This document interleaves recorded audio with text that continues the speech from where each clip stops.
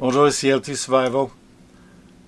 Dans la vidéo aujourd'hui, plus un couteau de novelty qu'on dit en anglais, là, un couteau de collection, parce que c'est différent. Donc, restez à l'écoute, on vous revient tout de suite après ceci.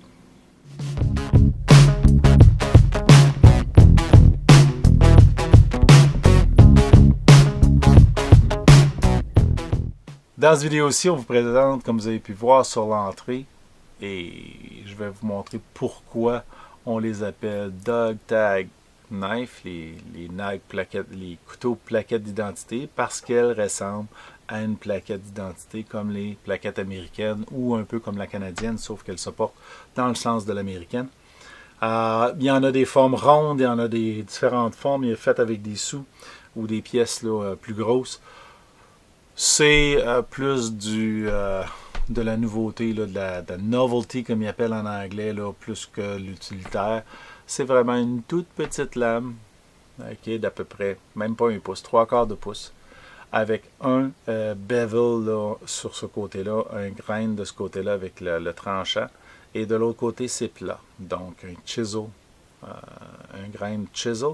C'est coupant, quand même, pour comment de temps? On ne le sait pas parce que c'est du 3CR13. Donc 3CR13 pour la lame, du stainless 420 pour le corps et de l'aluminium pour les chaînettes. Pas une très grosse qualité. 3CR13, c'est pas un métal que je privilégie quand j'achète des couteaux.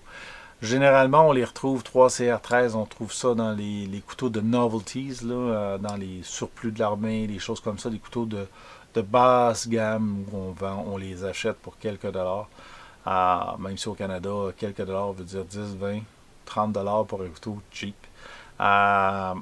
Mais à part que pour la shape ou pour le fun, j'ai un petit Karambit aussi, fixed blade neck knife, là, qui est en 3CR13.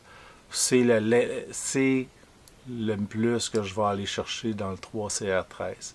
C'est pas un métal qui m'intéresse parce qu'il n'est pas durable. C'est du stainless très léger. On parle du 420, peut-être du 400 là, stainless. C'est la série 400, mais cheap. Donc, même si lui donne une dureté, là, le Rockwell Hardness, là, de 55, qui est quand même pas mal pour du 400, pour du 3CR13. S'il a bien été fait, il va être relativement durable, mais usuellement, c'est pas des couteaux qui sont très dispendieux, c'est plus de la nouveauté, du fun à collectionner, là, mais à part ça, là, pas grand chose d'utilitaire dans ce type de couteau-là.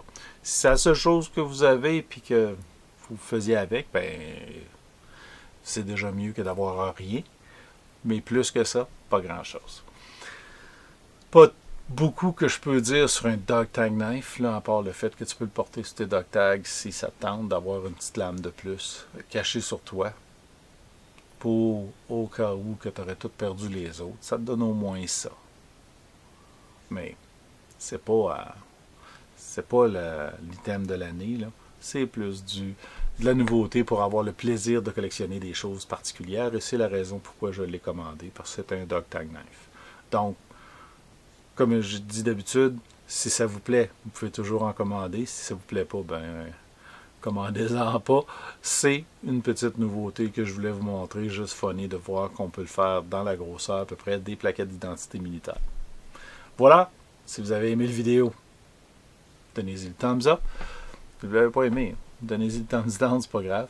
Et puis, partagez et abonnez-vous. Ça va me faire plaisir de vous voir dans une vidéo probablement plus sérieuse la prochaine fois.